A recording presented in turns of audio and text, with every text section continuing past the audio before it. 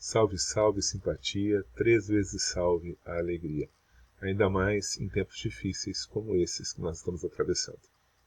Eu sou Wilton Silva, professor de Metodologia da Pesquisa Histórica na Unesp, Campos de Assis, e que vou dar continuidade ao segundo tópico da aula As Questões do Historiador. Esse tópico, em particular, trabalha com as ideias de quais são as fontes e onde elas estão e como classificá-las, como pensá-las.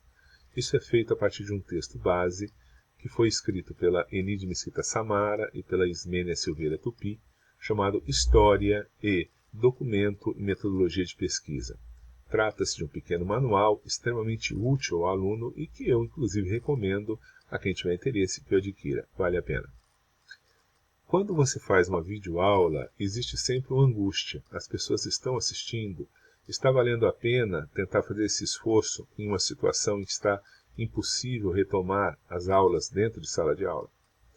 Para ponderar um pouco sobre isso, eu resolvi fazer uma brincadeira.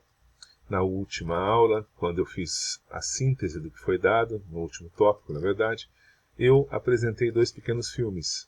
Uma animação de um artista espanhol brilhante, que, por sua vez, foi acompanhada por uma interpretação a capela bastante bonita de um grupo musical norte-americano.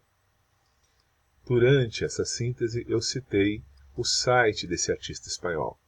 Os 5 primeiros alunos que me enviarem o print da página inicial desse site vão receber, quando as aulas voltarem, uma caneca com a logomarca do meu grupo de pesquisa, o Memento, Grupo de Pesquisa em Memórias, Trajetórias e Biografias. Como os copos plásticos têm um custo ambiental extremamente alto, é necessário ter, portanto, algo que pode ser reutilizado, reutilizado, reutilizado e, dessa forma, pouco meio ambiente. Eu acho que o Memento faz um esforço para isso e quem assiste os vídeos acaba ganhando alguma coisa pelo esforço feito e não morrer de tédio até as aulas voltarem. Tá ok? Então, sejam bem-vindos ao segundo tópico e vamos ver o que nos aguarda falando sobre as questões das fontes. Bem, coloca-se uma questão aqui que é justamente a forma como a questão se torna mais fundamental do que o próprio documento. Por quê? Porque, na verdade, se identifica na questão a capacidade criativa do historiador de justamente inovar e transformar a historiografia. De certo modo, essa relação inovadora entre o historiador e sua fonte mostra a impossibilidade de uma leitura definitiva de determinado documento, pela possibilidade justamente de que ele sempre seja percebido por novas questões e novos métodos. Peguemos como exemplo algo que já foi citado num texto do Leandro Carnal, que é a reavaliação que sofreu a Carta de Pero Vaz de Caminha ao longo de toda a história do Brasil. De um documento burocrático informando o encontro de novas terras que cai em certo descaso, ele volta a ser revisitado e a ser valorado dentro dos processos, por exemplo, de independência do país, de formação de uma nova ordem política, de símbolo de uma certa consolidação nacional, isso ao longo de séculos e ao longo de décadas. Eu tenho o mesmo documento, mas eu tenho uma experiência social diferente com esse documento, de modo tal que essa experiência social ela é mediada por uma percepção, por uma sensibilidade, por um certo momento. Em segundo lugar, que a própria dificuldade de classificação por parte dos arquivistas de documentos e dos procedimentos de descarte desses fundos documentais. Não é possível guardar todo o documento produzido. Não é ter acesso a todos os vestígios do passado. Inevitavelmente, algo vai ser descartado e, nesse algo, existe, portanto, um critério a ser estabelecido. Se, de repente, eu estou interessado nas histórias das elites, os documentos das elites me chamam mais a atenção do que os documentos dos setores populares. Se, por sua vez, eu estou interessado nos documentos dos setores populares, conservá-los se torna mais importante do que conservar os documentos das elites. E aí vem a possibilidade de se organizar documentos populares, documentos das elites, para falarem justamente sobre as classes opostas a elas. Ou seja, de que maneira que as classes populares veem as elites, de que maneira que as elites veem as classes populares. Então, como eu estou tentando demonstrar, na verdade existe não só uma dimensão de rever o documento ao longo do tempo com um olhar diferente, mas também o reconhecimento de que algumas realidades não são documentadas, ou algumas realidades são mais bem documentadas do que as outras, ou ainda que certas realidades têm seus documentos específicos, seus vestígios no tempo de forma específica. Por último, a inter-relação entre questão, documento e método, e o processo de renovação historiográfica. Ou seja, se eu me debruço a um novo tipo de documento, muitas vezes eu sou obrigado a trabalhar com um novo tipo de método. Eu me recordo que, lendo um biógrafo que estava fazendo a biografia de Susan Sontag, uma importante pensadora norte-americana, ele dizia da dificuldade de se trabalhar com uma fonte feita pela informática, que você acessava, ela poderia ter sido alterada, que na verdade cada vez que você acessava o arquivo ele alterava as suas estruturas, mudando as datas de acesso e etc. E que na verdade todo um esforço foi feito no sentido de certa forma, sedimentar, manter estática essa fonte para que ela não sofresse alteração ao longo do contato dos pesquisadores com ela mesma. Não é à toa que muitas vezes você pega, por exemplo, edições facsimilares, ou seja, que são a reprodução praticamente fotográfica de um documento qualquer, e eventualmente, por exemplo, na hora de transcrever, é feita pequena alteração por parte daquele que escolheu a edição do texto. Acha mais lógico, ou acha que um detalhe ou outro não tem importância. E a questão se coloca que, posteriormente, um pesquisador lidando com a fonte original percebe, aponta e mesmo valoriza essa diferença. Então isso não é algo consensual, é algo construído socialmente e epistemologicamente ao longo do desenvolvimento do campo intelectual da historiografia. Por sua vez, portanto, documento e fonte trazem não só reflexos e vestígios do período em que existiram, mas também pela sua representação, pela sua decodificação do período em que estão sendo avaliadas. É importante perceber que não é porque existem documentos que eu tenho informação a respeito daquilo. A informação decorre justamente da análise, do esforço de compreensão. De certa maneira, portanto, como já foi falado aqui, se nós formos ter a ideia de que conhecer o passado é simplesmente reter informação, qualquer arquivista tem mais conhecimento que o historiador. A diferença se dá pelo fato que o arquivista organiza a informação. O historiador analisa, critica e busca compreender o passado através dessa informação. Dessa maneira, informação é algo diferente de conhecimento. E o conhecimento é resultado de um esforço de interpretação. Em relação a isso, Samar e Tupy afirmam: independentemente do seu próprio original, do sentido essencial da sua elaboração, os documentos impressos ou manuscritos vinham sendo considerados por excelência as fontes principais de estudos e pesquisas históricas. Sujeitos à identificação e à análise de diferentes olhares, sob diversas abordagens, em temporalidades distintas, permitiam aos historiadores uma ininterrupta reinvenção do passado, o constante refazer da busca de sentido para o mundo que viviam.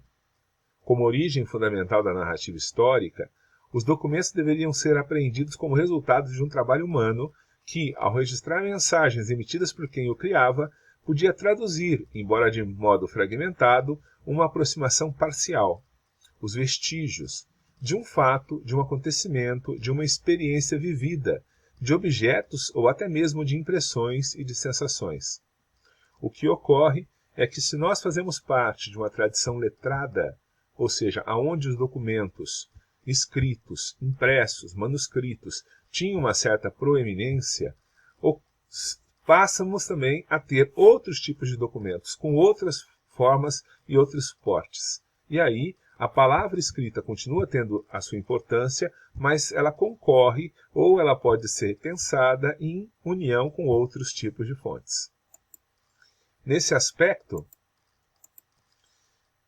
os pensamentos e atos que se formaram enquanto documentos encontram-se dispersos em diferentes suportes, materiais e imateriais. E o trabalho do historiador pressupõe a necessidade de selecioná-los, classificá-los, catalogá-los e, mesmo quando necessário, restaurá-los de modo a constituir núcleos de referência, nos quais, dependendo da organização do acervo e das condições de trabalho, o pesquisador busca maior acesso aos dados que deseja coletar. Ou seja, muitas vezes nós é que organizamos os documentos de forma a obtermos um certo sentido. Por exemplo, quando você entra num arquivo e vê as cartas de fulano, você tem essas cartas organizadas normalmente por uma questão cronológica, eventualmente em relação a emissário e receptor, mas você poderia, por exemplo, reorganizar essa documentação a partir de temáticas. Então, se lhe interessa a vida afetiva e sexual de um personagem, a organização é diferente, por exemplo, da sua vida intelectual ou administrativa. O sucesso de seus livros, as críticas recebidas, as pessoas com quem se relacionou, os romances que viveu, vão fazer com que você organize de forma diferentemente a mesma correspondência de um mesmo personagem. Então, dessa forma, a questão que você coloca se reflete na maneira como você trabalha a sua fonte. Continuando citando Samari Tupi, uma definição precisa de documento histórico, porém, não apenas varia no tempo e no espaço, como também, dependendo do próprio avanço na investigação histórica, demonstra estar em sintonia com os interesses pessoais e identidades culturais de cada pesquisador, sendo registros acabados de um fato em si mesmo, porém poucas informações podem oferecer sem uma análise crítica especializada. As explicações que proporcionam sobre o passado dependem do tipo de organização, o método, adotado por cada pesquisador. É por isso que a questão de teoria e a questão de método deve ter uma certa centralidade em relação a se pensar a história. Senão, a história fica no campo do achismo, da opinião, e não justamente do conhecimento mais elaborado. Dessa forma, nós temos que pensar quais seriam os tipos de documento, qual é essa diversidade documental a qual nós podemos estar sujeitos ou em contato. Atualmente, constata-se que os documentos que fundamentam estudos históricos assumem hoje as formas mais diversas. Abordam diferentes conteúdos e podem ser encontrados em lugares dos mais variados. Uma infinidade de registros apresentam-se disponíveis atualmente para o trabalho do historiador. Cada vez mais acessíveis, as informações sobre um determinado tema provêm das mais diversas origens: jornais, revistas, livros, noticiários de rádio e televisão, filmes, documentários, da internet, do anedotário, da linguagem e oralidade, entre tantas outras. Constituem apenas alguns exemplos. Formam um conjunto de dados no qual a escrita pode ou não ser o complemento da pelo menos imagem, pelo som, pelo objetivo. Logo, diferentemente do passado, a democratização do conhecimento incentiva uma rica discussão sobre a própria definição de documento, permitindo afirmar que a pesquisa histórica não se restringe ao espaço especializado do arquivo textual. Eu me recordo que em um dos eventos que organizei havia um trabalho bastante interessante. A pessoa, por exemplo, se dedicou a gravar os sons urbanos de uma determinada região da Cidade do México. E a partir dessas gravações discutir qual era a tradição de oralidade nas feiras livres, como que os camelôs, os feirantes, gritavam, se anunciavam, concorriam entre si, criando, portanto, registro de manifestações orais que até aquele momento não só não haviam sido registradas, como talvez nem fossem percebidas. Então cria-se ali uma nova prática, um novo objeto, uma nova fonte e um novo método de se trabalhar com isso. Perceba, portanto, que eu estou dando um exemplo extremado, mas outros exemplos bastante incomuns e ricos poderiam ser dados. Eu li um trabalho recentemente em que a pessoa pegou e estabeleceu a biografia de um objeto. Essa discussão é bastante interessante. Existe todo um debate epistemológico sobre isso, se a biografia seria só de pessoas ou se seria possível pensar em biografia de objetos. E essa pessoa fez um trabalho sobre a biografia de um vestido de alta costura. Ela pegou um vestido e esse vestido passou a ser o eixo da narrativa da relação dela com o criador, com a pessoa que comprou e com a memória que esse vestido acabou se tornando, com o vestígio do tempo que ele acabou se tornando, sendo parte de exposições, etc. Portanto, uma questão criativa cria uma fonte e essa fonte se desdobra numa série de interpretações. Portanto, não existe necessariamente predomínio só da fonte textual. A fonte textual é uma possibilidade, talvez a mais comum, mas existem outras possibilidades. A dificuldade é justamente que, com uma fonte inusual, você tem que dar conta de métodos que também são inusuais. E vai ter que se dedicar a aprender coisas que normalmente você não aprenderia. A respeito disso, nós temos que pensar, portanto, como classificar essas fontes. E aí, existem duas classificações básicas. Existem fontes que sempre são chamadas de primárias, que são a informação da testemunha direta do fato, e existem fontes que são chamadas de secundária, que é a informação colhida por terceiros. O que é importante o aluno ter em mente é que um mesmo documento ele pode ser, para um determinado pesquisador, fonte primária, e para outro pesquisador ser, por exemplo, fonte secundária. Suponhamos que eu trabalhe com a literatura do século XIX e o indigenismo, ou seja, a forma como o índio era representado na literatura brasileira do século XIX. De repente, o Guarani, para mim, é uma fonte primária porque ela fala sobre a literatura no século XIX e a questão indigenista. Suponhamos que eu queira trabalhar com os intérpretes que analisaram esse livro, eles seriam, portanto, a fonte secundária. Agora, por outro lado, suponhamos que eu queira identificar os textos sobre indigenismo, sobre as tradições indígenas, que talvez se fizessem presentes na obra O Guarani. Nesse sentido, esses textos têm uma perspectiva inovadora em relação à análise anterior. Ou, por exemplo, se eu quero trabalhar com um documento, os jornais e a ditadura militar. De repente, os jornais são, para mim, durante a ditadura militar, a fonte direta. Se de repente, para mim, me interessa a ditadura militar e certas dinâmicas, e não particularmente como os jornais as retrataram, essas mesmas leituras passam a ser fontes secundárias.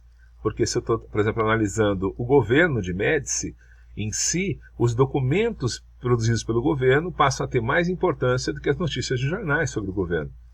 E as notícias de jornais sobre o governo são a interpretação do fato por pessoas que não estão vivendo o fato. É essa distinção entre fonte primária e fonte secundária.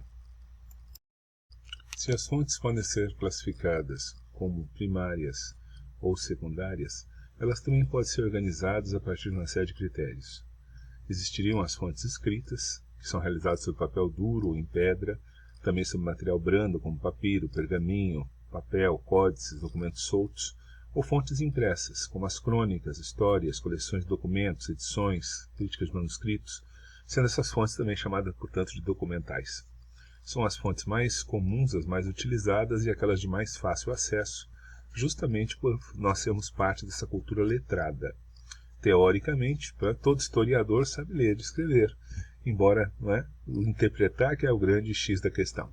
Agora, nós também ouvimos, mas não necessariamente conhecemos música. Nós vemos, mas não necessariamente reconhecemos a arte. E aí nós temos, portanto, outros tipos de fontes. As materiais, que são aqueles vestígios que não são documentos, tais como utensílios, móveis, vestimentas, fósseis, pinturas, construções, monumentos, entre outros. Aonde você encontra questões técnicas, questões de praticidade, de utilização, de contexto, a partir justamente de um mundo que é material, que é físico, e que supõe, portanto, o conhecimento dos contextos, das utilizações desses materiais. Finalmente, nós teremos ainda as chamadas fontes orais, que são as informações e conhecimentos de fatos históricos que se transmitem e se mantêm pela tradição oral, mas quando são escritas, se transformam em fontes escritas. As fontes orais são muito valorizadas e muito importantes, principalmente para se trabalhar com a chamada história atual, a história desse momento, a história do presente. No entanto, é importante frisar a necessidade de um conhecimento teórico sólido e também metodológico, justamente porque, por estarmos muito próximo à própria produção da fonte, é necessário repensar sempre quais são as exigências que essa proposta pode trazer. Dentro desse panorama, é possível também pensar-se em outras classificações que estariam relacionadas às fontes e aos seus tipos de fontes. Existem fontes iconográficas, que são pinturas, esculturas. Existem fontes gráficas, imagens, as fotografias, os postais, ilustrações, gravações, os retratos, o próprio cinema, a televisão. As fontes arqueológicas, as fontes hemerográficas, como os periódicos, as revistas, os jornais, os boletins, monografias, entre inúmeras outras. As fontes informatizadas e as novas tecnologias, e cada uma dessas fontes, desses tipos de fontes, vão apresentando diferentes desafios ao historiador. Nesse sentido, por exemplo, não basta conhecer um período, não basta ter um objeto, mas é necessário conhecer as particularidades daquelas fontes para compreender quais são as implicações, quais são as questões que giram ao redor dela. Por exemplo, se eu quero trabalhar a música, a produção musical de um determinado artista, eu devo pensar, por exemplo, que isso diz respeito não só à letra da música, ao arranjo que é feito, mas a gravadora e sua dinâmica empresarial, o mercado musical daquele período, o tipo de produção gráfica que é feito num disco ou no produto musical em si, não é? As suas implicações, a sua recepção, enfim, eu tenho o mesmo objeto, a mesma coisa que é estudada, mas eu posso ter diferentes níveis de complexidade ou mesmo diferentes formas de olhar esse objeto. Portanto, é necessário se informar não só em relação a ele em si, mas aos vários temas que circulam ao seu redor. E aí vem, portanto, como analisar as fontes. Bom, a partir da escolha da fonte documental pelo historiador, não importa de qual tipo, em qual suporte, é preciso a análise do seu conteúdo, ou seja, já numa tradição que vem desde o século XIX, na qual se pensava sobre a veracidade da fonte, a integridade da fonte, alguns cuidados precisam se desdobrar. Primeiro, verificar a relevância desse documento para o entendimento do objeto de pesquisa, ou o assunto a ser estudado, classificando aquelas fontes consideradas principais e secundárias. Por exemplo, se eu for trabalhar sobre a memória do regime militar brasileiro, o que é capaz de me fornecer melhores informações?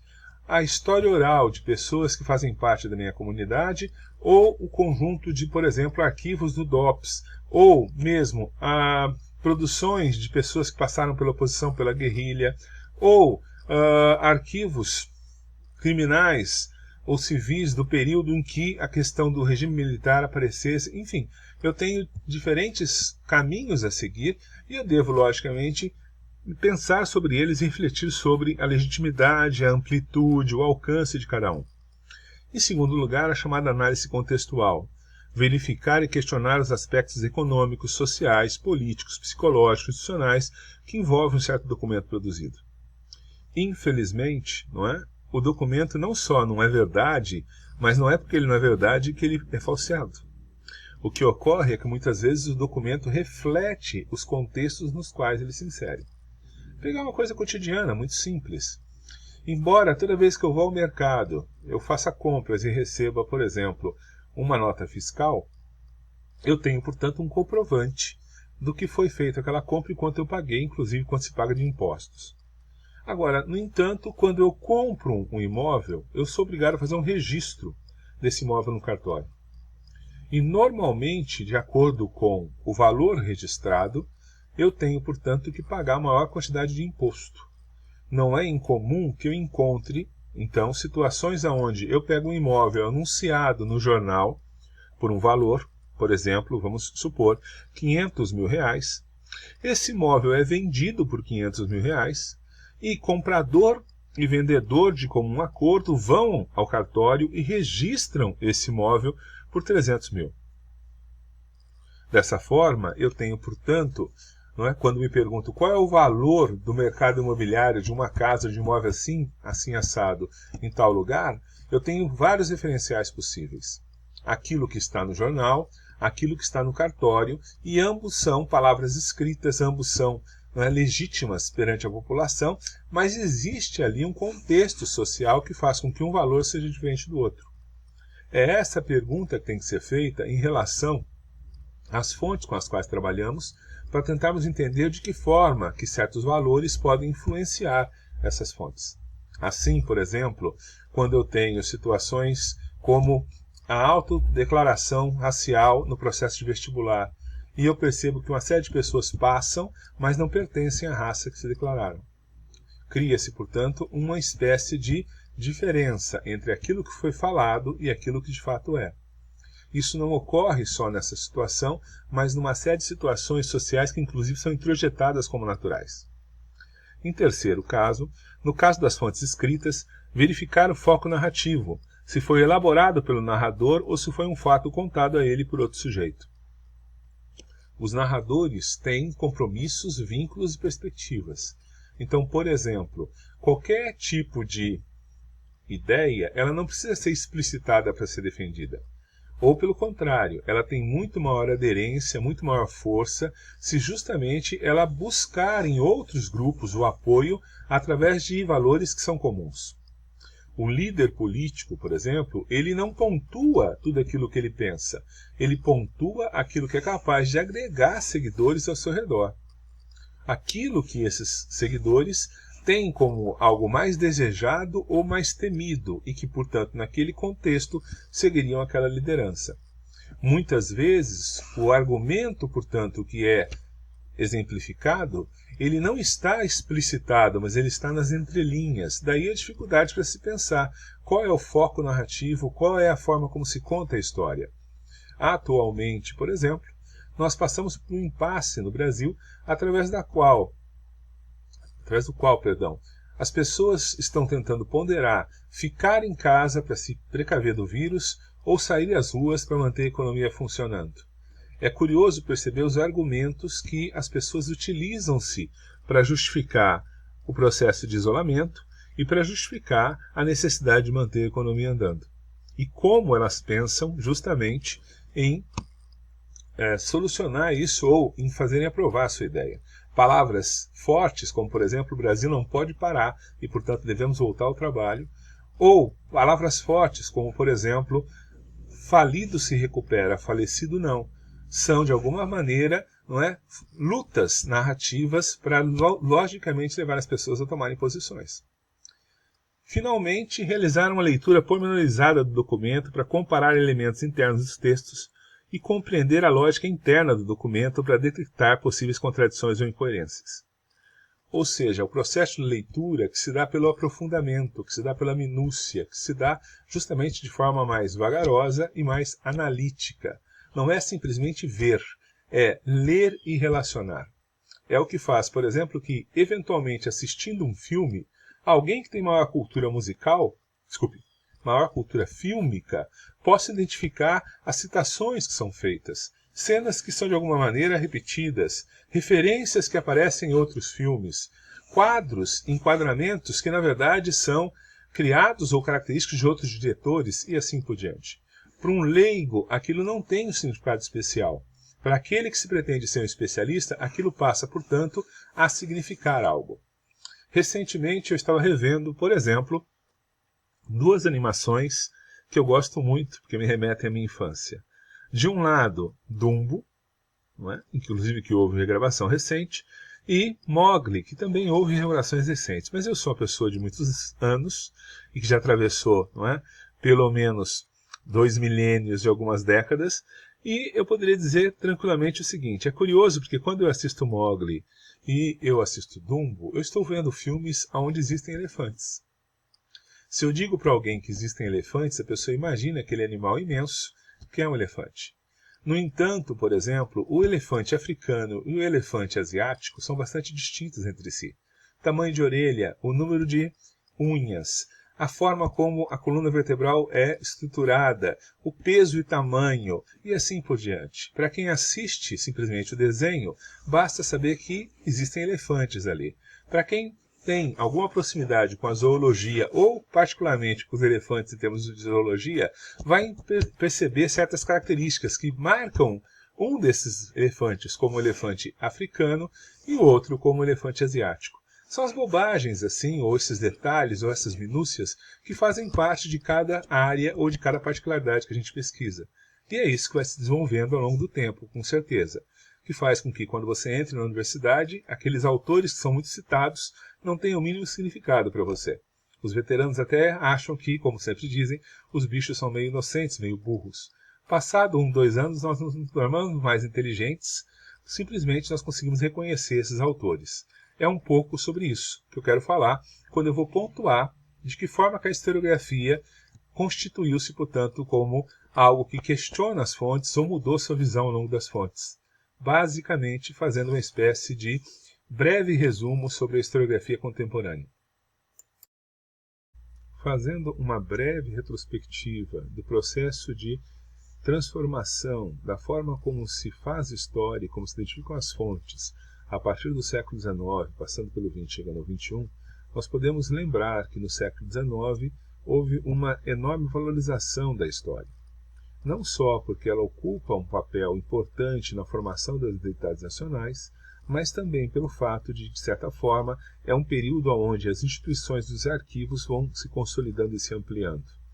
Ocorre uma preparação de professores para que sejam capazes de levar à população como um todo aquilo que é visto como a memória coletiva nacional e, ao mesmo tempo, o próprio pesquisador da história. Surgem aí distintas filosofias que se propõem a oferecer uma espécie de grande explicação sobre a humanidade, o seu passado e o seu futuro. Me refiro ao positivismo francês, ao próprio historicismo alemão, o marxismo e outras discussões filosóficas do período. Na transição do 19 para o 20, chama a atenção o desejo de que a história se afirme como ciência, que ela se separe daquilo que seria filosofia ou aquilo que seria literatura. Buscam-se grandes sínteses, grandes explicações, que de uma maneira ou de outra fazem uma espécie de explicação da história de toda a humanidade, ou pelo menos do país, relacionando-se com o processo evolutivo de longa duração, e percebe-se entre os historiadores demonstração de uma enorme erudição com o uso de uma extensa documentação. Inclusive, em relação a isso, é bastante positivo o fato que mesmo as análises que hoje são questionadas não deixam de ser válidas pelo sentido de nos mostrarem vestígios e documentação que foi amplamente consultada. No século XX, por sua vez, nós temos o surgimento das especializações da história. Motivada pela forma como cresce o conhecimento, havia necessidade, portanto, de superar a ideia do erudito pela ideia do especialista. Atualmente se afirma, por exemplo, que o conhecimento humano dobra a cada 5 anos. Ninguém tem condições de conhecer tudo ao mesmo tempo. Quando muito, o especialista conhece muito, de pouco, e não tudo de pouco. Justamente porque qualquer área de conhecimento ela não é estática, ela é dinâmica e, portanto, ela já está sempre em ampliação e nem sempre o especialista é capaz de perceber todas as áreas ou todas as subtemas que a sua área de interesse se desenvolve. Dessa maneira, portanto, no século XX, surge uma história econômica, uma história social, uma história cultural e vai se consolidando uma série de temas e subtemas. Amplia-se o intercâmbio bibliográfico, as pessoas passam a ler autores que estão além das suas fronteiras, além também dos seus próprios campos de conhecimento. Surgem congressos internacionais, publicações que passam a circular no meio acadêmico, trabalhos de colaboração entre países diferentes, enfim, cria-se uma espécie de universo historiográfico ou mundo historiográfico onde o diálogo entre regiões, países e formações começa a se consolidar. É nesse contexto que nós vamos ter o surgimento da famosa história-problema, que é vista por alguns, talvez de uma forma até geográfica, como a origem da questão como centro na historiografia. A história-problema está inevitavelmente ligada a um projeto intelectual levado adiante pelo Marc Bloch e pelo Lucien Febvre, que é a revista Análise d'Histoire Économique et Sociale, de 1929, a famosa Análise, que, de alguma forma, enquanto professores da Universidade de Estrasburgo, tinham o desejo de ocuparem um maior espaço dentro do campo intelectual e historiográfico francês e propõem, a partir da união com Henri Pirenne, Lévi Lebru, Maurice Halbach, entre outros, uma história que surgisse a partir do questionamento, da inquietação, da imaginação e não só da fonte, daquilo que está escrito do documento em si. E a isso se chamava a questão do historiador ou a história-problema. A partir de um problema e de uma questão, o historiador desdobra a sua pesquisa. O que isso contribuiu de alguma forma e que é uma herança que hoje se faz presente, mesmo que você não reconheça, por exemplo, o vínculo do seu trabalho com o Zanalla, ou Bloch, ou Febvre, de alguma maneira, concordando ou discordando, inevitavelmente você está dialogando com essa tradição. Bem, em primeiro lugar, a posição central do trabalho historiador na construção das hipóteses de trabalho, ou seja, passa-se a perceber que a história é filha do historiador e não necessariamente do documento.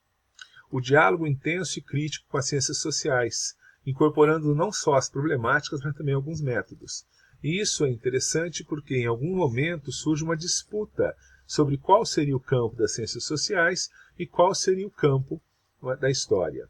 Curiosamente, Bloch tinha uma visão bastante positiva desse diálogo. Alguns de seus sucessores, alguns de seus herdeiros, já viam como bastante problemático pelo medo de perderem a sua especificidade. Por outro lado, certos enfoques foram afirmados voltados para questões técnicas, a economia, o poder, as mentalidades. Surgiram ali os sujeitos coletivos, ampliação de um corpo documental por incorporação de outros documentos, as próprias paisagens agrárias, os testemunhos orais, a cultura material, a própria iconografia, ampliando, portanto, aquilo que era percebido como fonte, não só o documento escrito, mas aquilo que fosse passível de compreensão da posição do homem ao longo do tempo. As fontes escritas, portanto, continuam sendo utilizadas, mas elas passam a conviver com outras fontes, dando origem a uma série de abordagens bastante enriquecedoras e que vão permitir, inclusive, na década de 60, um repensar sobre a tradição historiográfica. Na década de 60, surge um momento de ruptura, de crise do conhecimento, não só na história, mas em várias partes das ciências humanas. De certa maneira, há uma insatisfação com o chamado paradigma cartesiano ou o modelo iluminista. Há uma descrença no progresso, há uma espécie de pessimismo em relação à condição da humanidade. Essa descrença, esse pessimismo, de alguma maneira, em termos epistemológicos, se relaciona com uma crítica às bases anteriores do conhecimento, que, em última análise, refletem uma perspectiva da humanidade que é muito fundada nos referenciais do século XIX, aonde eu tenho o evolucionismo, o racionalismo, o cientificismo. A partir da década de 70, por exemplo, quando surgem as primeiras discussões sobre crise ambiental, sobre a representação do que é ou não o proletariado, sobre a política de minorias, se percebe que aquele modelo de origem cartesiana e iluminista não era capaz de contemplar uma sociedade fragmentária, tão dinâmica e, ao mesmo tempo, tão cheia de desafios como essa que nós vimos surgir a partir da segunda metade do século XX.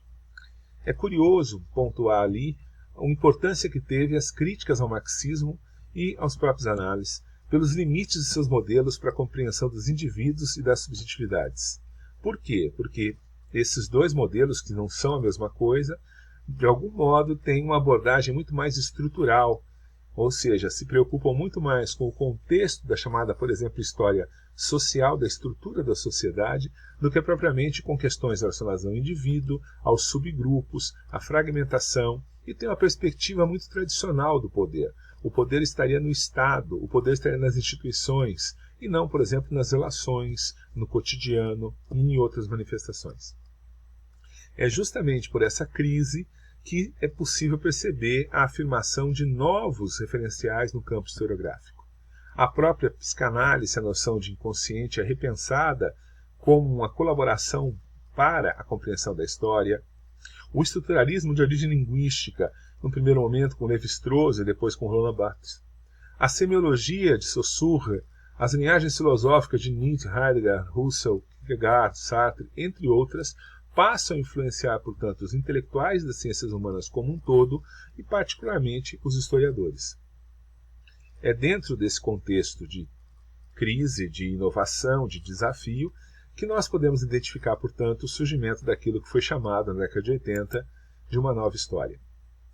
Essa nova história, na verdade, é o desdobramento de um terceiro momento da chamada análise, é a terceira geração da análise, representada particularmente pelo Rovelli e pelo Chanut. Nesse período, esse grupo vai colocar definitivamente novos temas, de alguma forma dialogando com aquelas críticas que surgiram na década de 60 e que vão se desdobrar, portanto, na década de 70 e de 80. Temas como a criança, a família, a morte, a sexualidade, a criminalidade, a sociabilidade, os grupos etários, a religiosidade, passam a ocupar uma centralidade, um destaque dentro da historiografia. Não é à toa que isso vai ser motivo de crítica posteriormente com a famosa expressão de a história em migalhas, porque essa fragmentação do campo leva a análises de nível microscópico que muitas vezes são desvalorizadas por certas abordagens. Por outro lado, essa inovação redimensionou o campo, colocou o campo historiográfico tendo espaço para a questão do indivíduo, do coletivo, do longo tempo, mas também do cotidiano, do inconsciente e do intencional, do estrutural e do conjuntural, do marginal e do geral, permitindo colocar em plano de destaque o irracional, o extravagante, temas limites nas novas categorias, e que, no meu entender particular, pelo menos, é algo extremamente positivo. Justamente porque quebra com aquela ideia de ser humano ou sociedade como algo que de alguma forma é monolítico, é feito de um único material e tem apenas uma perspectiva. É necessário, no meu entender pelo menos, perceber a multiplicidade de atores, de sujeitos, de forças, de disputas, de tensões, de desafios que toda a sociedade enfrenta. Bom, na década de 80, nós temos então 3 novos referenciais teóricos que vão se afirmar.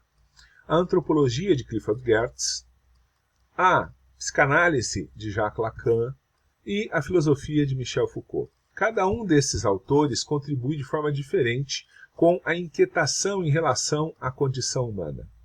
E é justamente a contribuição de Geertz que nega a universalidade da concepção ocidental de sujeito humano, onde nós temos uma perspectiva extremamente viciada pela posição que nós ocupamos sobre o que é o homem, o que é a história, o que é o tempo, e nem sempre somos capazes de percebermos que em outras sociedades o homem, a história e o próprio tempo é visto de forma completamente diferente e organizado de outra maneira, que nos impede muitas vezes de entendermos dinâmicas distintas das nossas. Por sua vez, Lacan vai centralizar, não é, a ideia da fragmentação da consciência individual, não como origem do conhecimento, do significado e da ação, mas justamente como algo que está disperso também ao nível do coletivo. Michel Foucault, por sua vez, vai propor arqueologia e genealogia como formas de denunciar a maneira como o poder controla os indivíduos e de que maneira que o conhecimento tem um fim político, também de delimitar o prazer.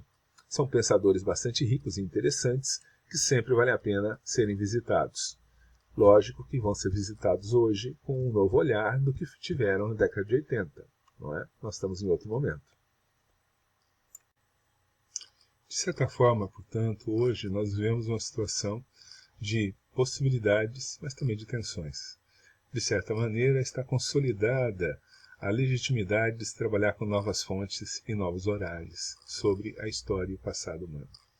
No entanto, é importante reafirmar aquela coisa. Como aluno que está começando a pesquisar, você tem 2 caminhos. Ou buscar algo extremamente novo e radical, e isso é muito mais penoso, muito mais difícil, muito mais complicado, ou fazer o arroz com feijão.